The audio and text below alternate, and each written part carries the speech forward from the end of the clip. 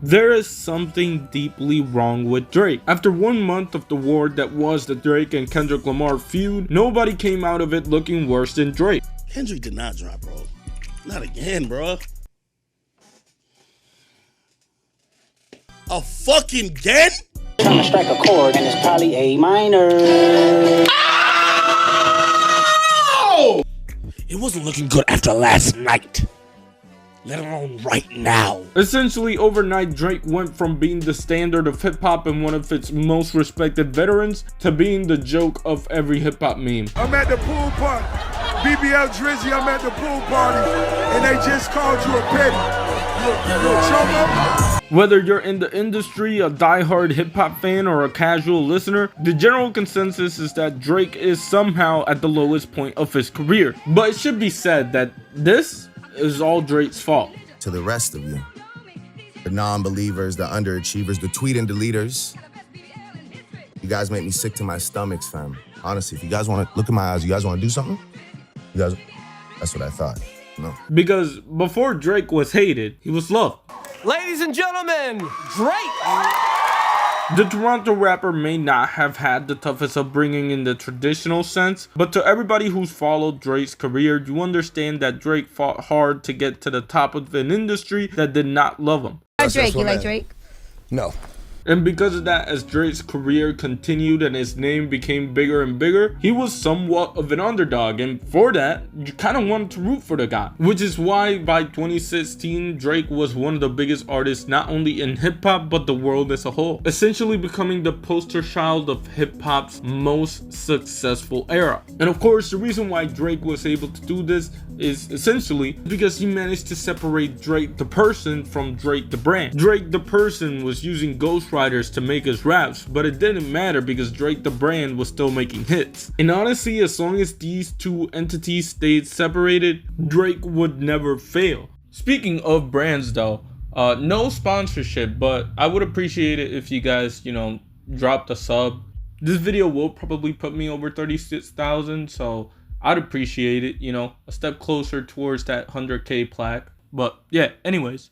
Because even if Drake the person was an asshole, in the public eye there was enough separation from the two that it didn't matter. It's not like Kanye, for example, where his brand is that he is himself, with Kanye the person and Kanye the artist being essentially the same.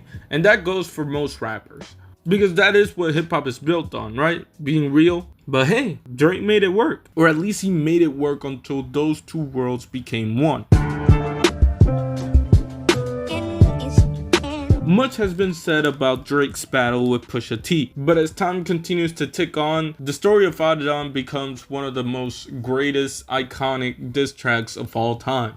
And though on the surface it might seem like all Pusha T did was expose Drake's sons to the world, the deeper reason as to why it hurt Drake's image as much as it did is because the diss track wasn't about Drake the artist, Drake the rapper, Drake the brand. It was about Aubrey Drake Graham. That photo on the cover, that was Drake expressing himself as an actor before he was the rapper. Pusha T talking about Drake being abandoned by his dad is not a rap thing, it's his real life. And it kind of woke up some people to the two faces of Drake. And it could have been a career killer if Drake didn't stay true to himself and kept the brand separate from the person. It's a rolling, not a stop. Watch shit don't never stop. Looking back, Scorpion is one of the most important Drake albums, because had Scorpion not been what it was in terms of re-establishing the Drake brand, I doubt that Drake would still be a relevant name, or at least as relevant as he is now. However, Drake and the people at OVO were very smart about how they went about the album. Part of how he did this is by not mentioning Pusha T by name and only throwing subliminals at him, and marketing a lot of his album towards women.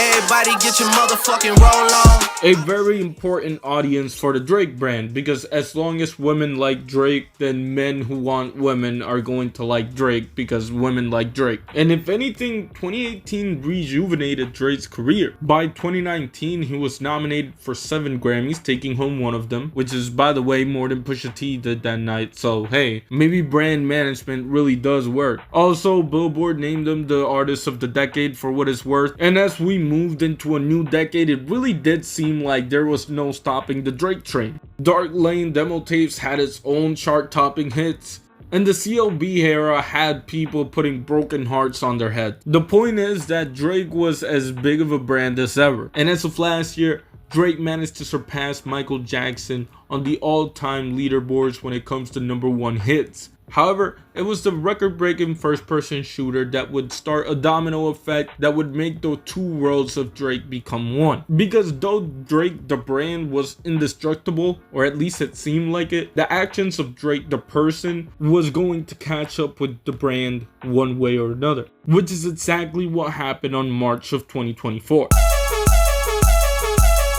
3 months into the year that was supposed to see Drake step away from hip-hop, Metro Boomin and Future decided to release a diss album called We Don't Trust You. And honestly, to call it a rejuvenating album in the hip-hop landscape is almost underselling the impact that this record has had. Because even though it's only been a few months since its release, it is easily one of the most impactful hip-hop albums this decade. You walk around with that stick, it ain't Andre DK. Now, we might be numb to the impact of Like That, but there is no taking away the initial shock factor and surprise that was that first listening of the song. It was the beginning of a war, and it was clear that the big three were going to have to prove why they are the big three. Kendrick Lamar, Drake, and J. Cole all facing off to showcase their lyrical supremacy, or at least that's what it was supposed to be. I don't know if y'all can feel that, but the world want to see blood.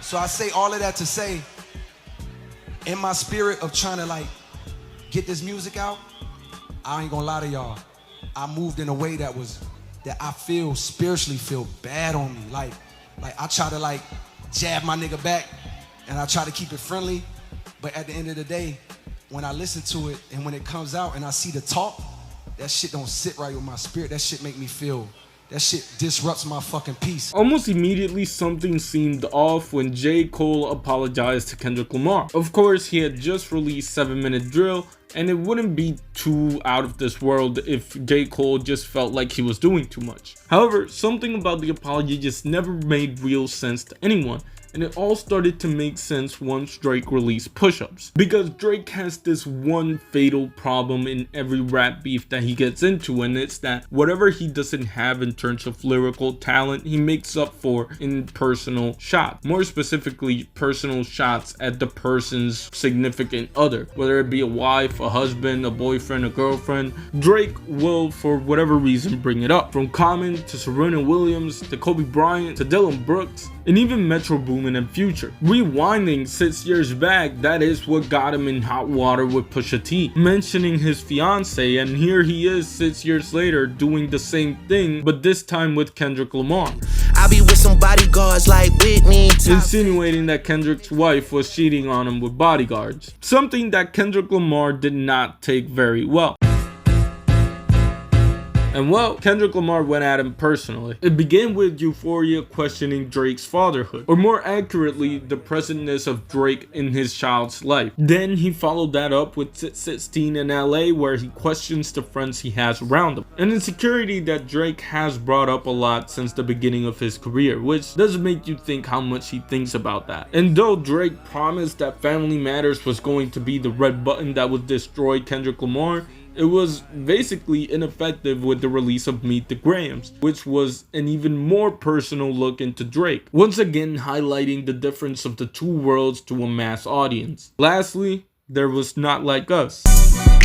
They not like us. Which, unlike the tracks beforehand, really focused in on the allegations that Drake is a certified pedophile. And truly is because of this that Kendrick won. He merged the world of Drake the person and Drake the artist. Because when you think about how Drake overcomes criticism, a lot of it has to do with playing into it. He plays the character of Drake. He destroyed Meek Mill by saying, I'm supposed to be the soft one, I'm supposed to be the singer. He plays into the jokes when it comes to the ads that he does. But he's attempting to play into it. That's why he rapped over the BBL Drizzy beat, and why he continues to make jokes on the Hey There Delilah parody song. This is Drake playing the distraction game. This is Drake playing the clown, hiding his downfall with a joke. That is what's wrong with Drake. Now let's say hypothetically I was talking to sponsorship brands. I really do hope that you motherfuckers pull up. I'm just saying, I just need that support. You know what I'm saying? So if one day it just magically appears on a video of mine, I need y'all to show out. All right. And with that being said, shout out to Jay Dilla. Shout out to me. Shout out to God. And shout out to y'all.